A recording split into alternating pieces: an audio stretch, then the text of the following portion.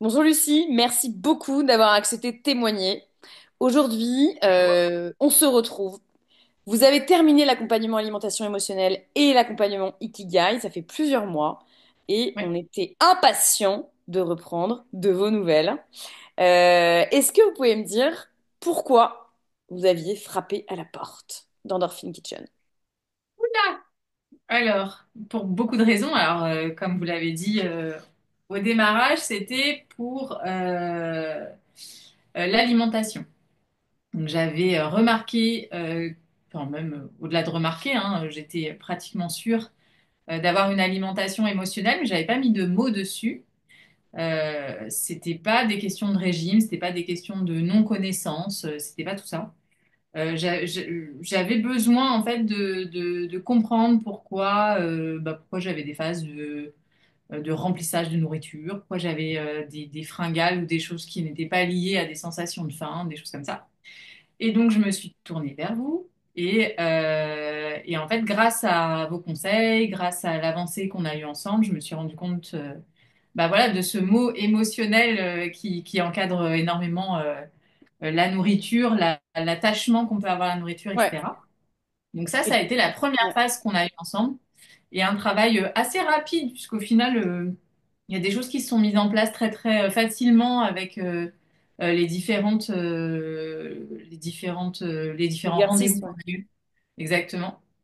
Et puis Certains après, il y a plus eu faciles. l'ikigai, justement, que je vous avais proposé de faire, parce que, il y a Exactement. eu un moment, un vrai sujet autour de votre travail, des vraies C'est questions que ça. vous vous posiez.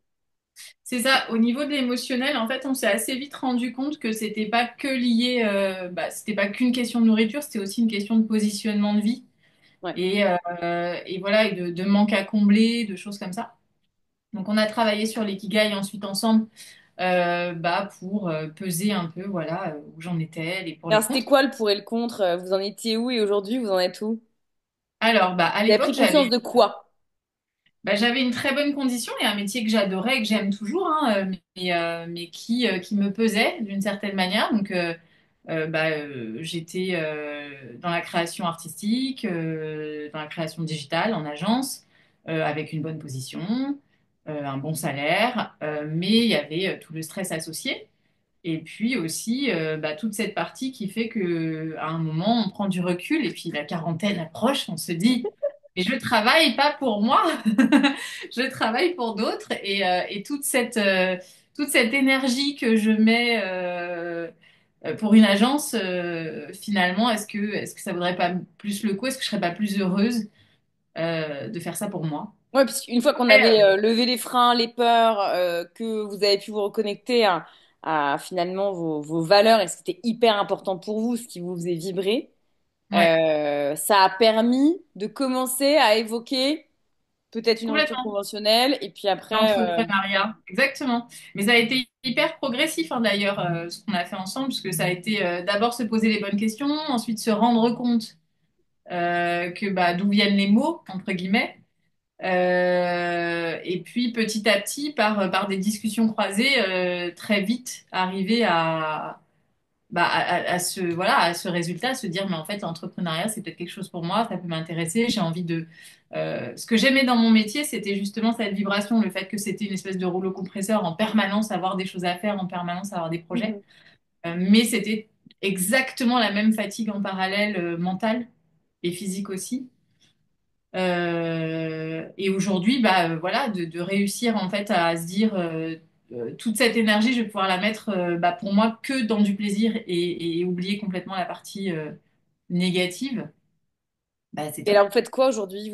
C'est quoi votre projet? Est-ce que Alors, vous avez repris des formations? Racontez-nous. Le public est en demande. et il va être gâté. Alors, dans le projet, en gros, donc ce qui s'est passé très vite, ça a été hyper rapide. J'ai eu un déclic, on s'est dit pourquoi pas se lancer. Donc moi j'ai mon conjoint qui est coach sportif et un ancien boxeur professionnel et ça fait longtemps qu'il rêve d'ouvrir une salle de sport. Et ça fait longtemps que moi j'ai envie d'avoir voilà quelque chose à moi dans l'univers sportif. on s'était jamais dit avant, pourquoi pas. Et puis là, à force de réflexion, je me suis dit, j'ai envie de tenter l'aventure, d'ouvrir une salle et de faire ça pour nous. Et pour moi, et donc très rapidement, en fait, je me suis dit, OK, rupture conventionnelle. Je veux me jeter à l'eau, je veux prendre des risques. Si je suis encore à travailler, si je suis encore en CDI, si j'ai encore cette sécurité, je réaliserai pas mon rêve, entre guillemets, ou Ouais. j'avancerai pas. J'aurais trop de sécurité, en fait, un filet un peu trop douillet. Et donc, bah, rupture co. Et une fois que c'est fait, une fois qu'elle est acceptée, bah, il n'y a plus qu'à, il faut se lancer. Et donc, j'ai fait plusieurs formations. Une première en entrepreneuriat, juste bah, voilà, pour voir Ouais. où j'en étais, etc. Et une deuxième pour passer un diplôme de coach, pour savoir bah, aussi de quoi j'allais parler dans la salle, parce que je vais être gestionnaire, mais pas que. Et donc, virage à 360 Donc sur... là, la rupture conventionnelle, vous l'avez demandé quand exactement à votre boîte? C'était il y a 6 mois, un an et demi, c'était quand? Alors, c'était pile poil il y a un an. Et là, Pile aujourd'hui, concrètement, dans votre projet pro, vous en êtes où? j'ouvre ma salle dans un mois. En un an, vous avez fait vos formations, Ouais, les prêts pour la banque, etc. et vous ouvrez ouais, votre salle. ouais. Pas En un an, mal. on a trouvé le local, trouvé les prêts, Incroyable. trouvé un nom, Incroyable.